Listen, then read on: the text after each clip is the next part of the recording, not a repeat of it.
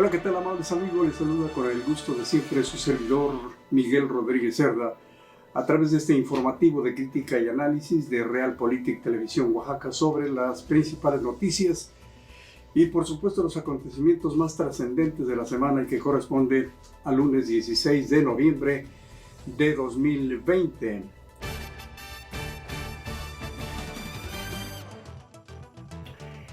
Bueno, pues asesinar en Oaxaca resulta gratis con todo el esplendor de la impunidad interminable. Trump cerró con broche de oro su crueldad. 700 niños desamparados, deportados, muchos de ellos menores de 5 años. Se suma una víctima más en la carrera de feminicidios en Oaxaca. Bueno, pues nos guste o no nos guste a los mexicanos, la vacuna será de China. Esperemos que no resulte como los aparatos electrónicos. Algunos funcionarios del PAN alquilaban barcos de Pemex a los capos de la droga a cambio de una ganancia, por supuesto, honesta. La superpolicía ultracientífica de Oaxaca, una de las campeonas en cuestión de torturar detenidos. Joe Biden fue quien deportó con Obama a 3 millones de migrantes, un gran récord. Vaya esperanzas que tenemos con el nuevo gobierno de los Estados Unidos. Estos y otros temas en este informativo de Realpolitik Televisión Oaxaca. Además, al final tendremos nuestra sección de lo más interesante e impactante que ha sucedido detrás del séptimo arte. Gracias por acompañarnos.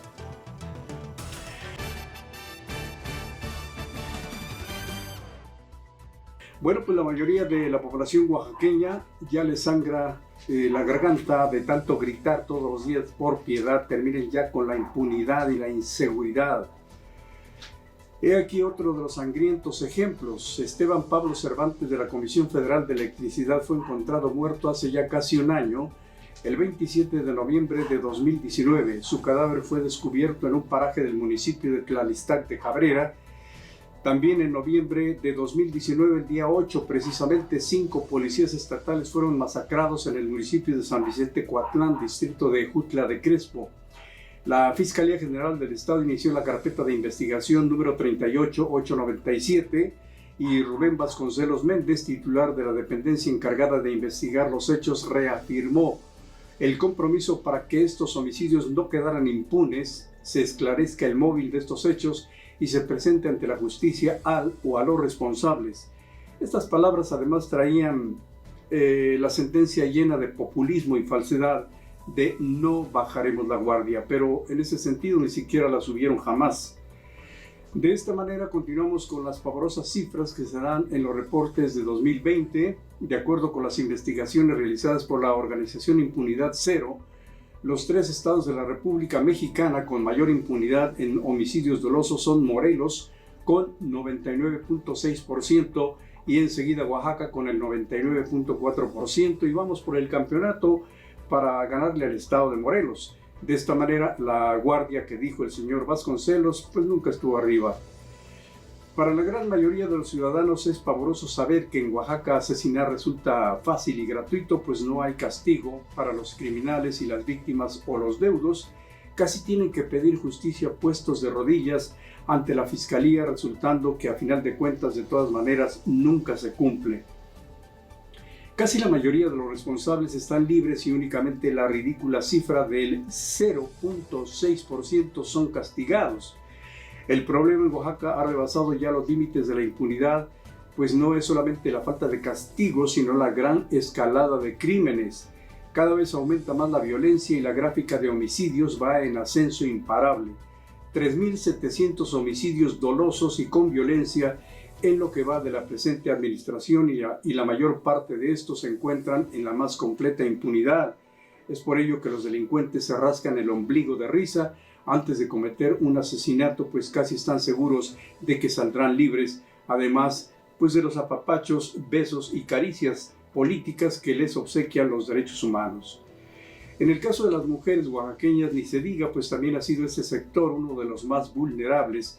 Así que quienes en realidad no deben bajar la guardia son los jefes de familia. En cuestión de seguridad y justicia en Oaxaca, cada ciudadano tiene que rascarse con sus propias uñas o bien hacerse justicia por propia cuenta, que solo pues sería hacerle un gran favor a una fiscalía deficiente y mal dirigida. Ni modo, pues así están las cosas. Hay grupos delictivos que terminan saqueando al erario a partir de actos de peculado, enriquecimiento ilícito, de cohecho, que al final del día terminan sacando el dinero del país. Así lo expresó Santiago Nieto, titular de la Unidad de Inteligencia Financiera. Pero eso ya no es ninguna novedad en México, señor Santiago Nieto. La novedad sería que ya no se hiciera. Los mexicanos queremos hechos en la lucha anticorrupción y cárcel a la banda de delincuentes saqueadores que se han incrustado, como usted lo dijo, en la organización política de esta nación, sin tanto bla bla bla, sin tantas investigaciones interminables como el perro que se quiere morder la cola, y finalmente echar a la calle a los jueces corruptos, esos que saben mover muy bien las piezas legaloides para dejar libres a los bandoleros de la política. Eso es lo que se necesita y no tanto bla, bla, bla. Abusos policiales, detenciones ilegales, torturas a los detenidos e incapacidad para esclarecer estas agresiones es lo que genera la interminable desconfianza ciudadana. De ello nos informa Yolanda Pich. Detenciones ilegales, torturas e incluso homicidios. La Defensoría de los Derechos Humanos del Pueblo de Oaxaca ha recibido este año, hasta el 15 de octubre, 212 quejas relacionadas con abuso policial. Hasta ahora, la gran mayoría de abusos sigue sin castigo. De nada sirven los esfuerzos de organizaciones para capacitar al personal policíaco sobre el desempeño de sus funciones, derechos humanos o perspectiva de género. Como suele suceder, la ciudadanía es la que ha pedido alto a los abusos, ya sea con marchas, protestas y haciendo uso de las redes sociales para difundir las vejaciones. En los últimos meses se han vuelto públicas decenas de historias de abuso policial. Con esto se pone al descubierto que el maltrato y tortura por parte de elementos policíacos son prácticas generalizadas en todas las corporaciones, principalmente en poblaciones vulnerables como jóvenes, mujeres, grupos indígenas o en situación de pobreza. Lamentablemente, por ahora, la sociedad solo ha logrado que los abusos sean visibles. Informó para Realpolitik Yolanda Pich.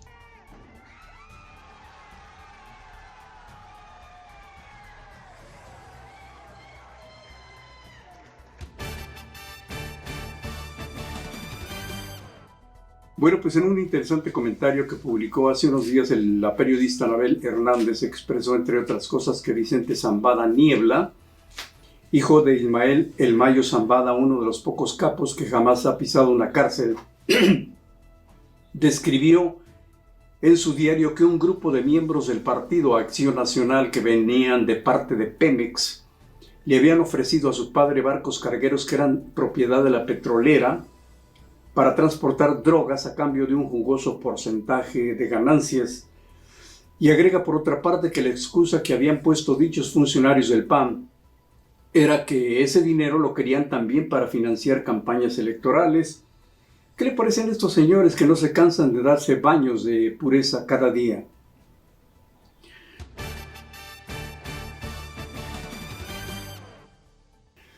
En otras cosas, en fechas pasadas, el señor Marcelo Ebrard, secretario de Relaciones Exteriores, aseguró a los mexicanos que México estaba colaborando de alguna forma para los avances de la vacuna contra el COVID-19, en coordinación con los diferentes países y laboratorios, y que a conveniencia y beneficio para los ciudadanos sería el propio gobierno mexicano quien estaría escogiendo la mejor vacuna. Sin embargo, y no obstante de que la más avanzada y ya prácticamente certificada ha sido la de Pfizer, que ha quedado casi lista para aplicarse, las autoridades del sector salud y gubernamental se han empeñado para que nos apliquemos casi a chaleco la vacuna elaborada por China, que a últimas fechas ha tenido resultados pues no muy favorables, aunque se dice que la última persona que murió después de que le fue aplicada en Brasil más bien se trató de un suicidio. Sin embargo, unas inconformidades y dudas pues no dejan de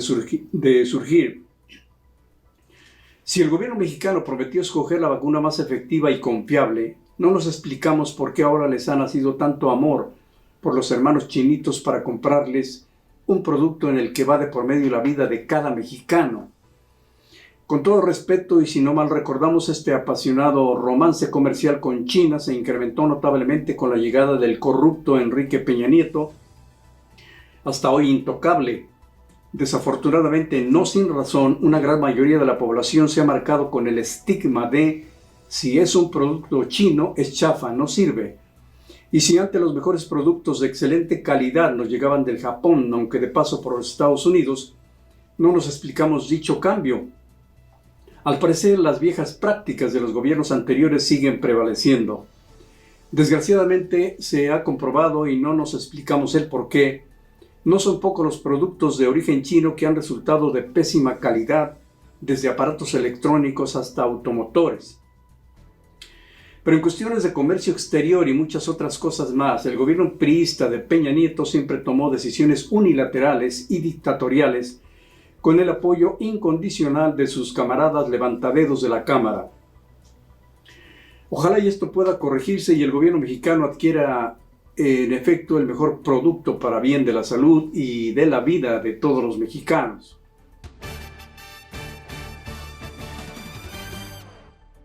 Bueno, pues aquí una más para la colección en la gran carrera de la impunidad y que se relaciona con la brutalidad y la violencia policial. Una de las innumerables víctimas de la acción policial de quien omitimos su nombre teme ahora por su vida. A esta persona la torturaron en los separos de la Agencia Estatal de Investigaciones. Al tiempo que estaba siendo interrogado, su casa era saqueada.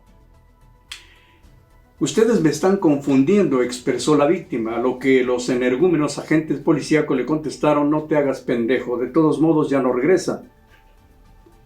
Los abusos policiales, entre los que destacan las detenciones ilegales y las torturas sufridas, la desconfianza en las fuerzas de seguridad y la incapacidad de las autoridades para esclarecer las agresiones de esta naturaleza, pues solo confirman una vez más el vacío de justicia que se vive en Oaxaca. La credibilidad y la confianza en la policía no existe. A ello se suma una vez más la incapacidad de la Fiscalía General del Estado, que solo en las entrevistas demagógicas que le hacen a su titular, asegura que todo marcha a la perfección. Pues una persona que había ingerido unas copas para su desgracia fue asaltada de la manera más descarada por unos patrulleros allí en el rumbo de Pueblo Nuevo. La demanda fue interpuesta, pero los jefes administrativos y cómplices únicamente se encargaron de fastidiar a la víctima con infinidad de vueltas burocráticas, pero jamás se hizo nada en contra de estos delincuentes investidos de policías. ¿Usted considera que de esta manera la ciudadanía oaxaqueña podría confiar en los elementos policíacos? Pues yo creo que ni yendo a bailar a Chalma. Como el caso anterior, hay cientos de ellos sin castigo y sin denuncia.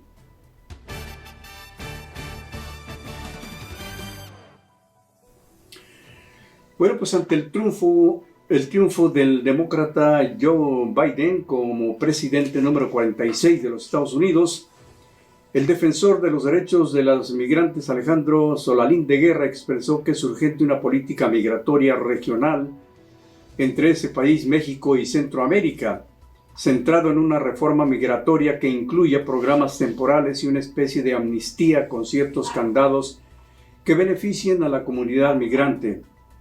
El sacerdote y fundador de las casas de migrantes señaló que le da exactamente lo mismo el triunfo de Biden, debido a que cuando fue vicepresidente en el gobierno de Obama, hizo la deportación más grande de la historia con 3 millones de hispanos, siendo la mayor parte de origen mexicano. Pues eso sí que resulta más temeroso el remedio que la enfermedad, pues millones de migrantes han depositado toda su confianza en el nuevo mandatario para que humanice el trato a los migrantes.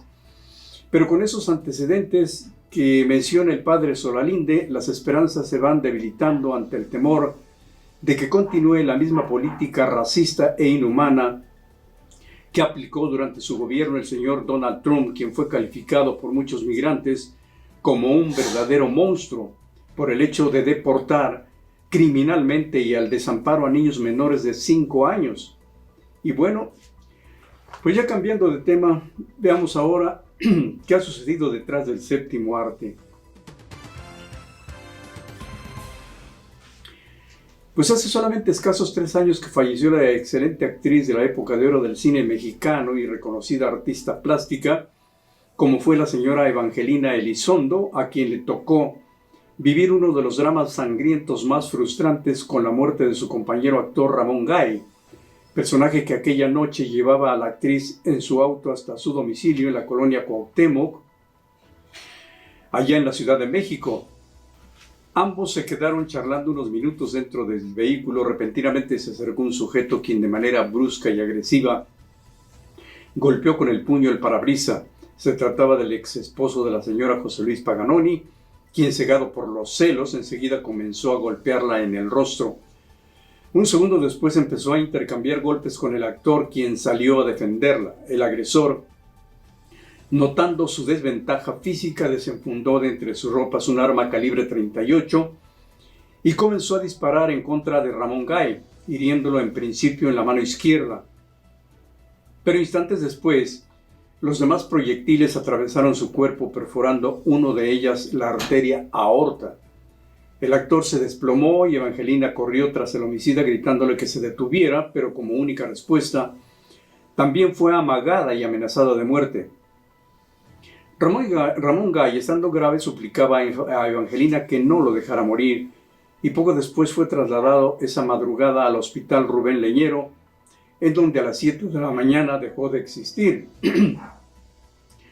Era el 28 de mayo de 1960. Su nombre real era el de Ramón López Gaitán o Ramón García Gaitán, de quien se pensaba que era homosexual por lo del apelativo artístico de Gay.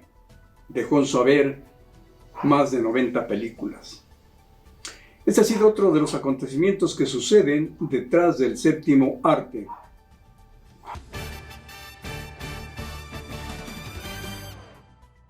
Y bien amigos, en la edición número 478 de su revista semanal Real Político usted podrá leer además los artículos "Perdió Trump y perdió López Obrador", un trabajo de Martín Moreno. "El triunfo de la democracia" de Jorge Alberto Guillén Alcalá. Joe Biden, la advertencia de Beatriz Pajés.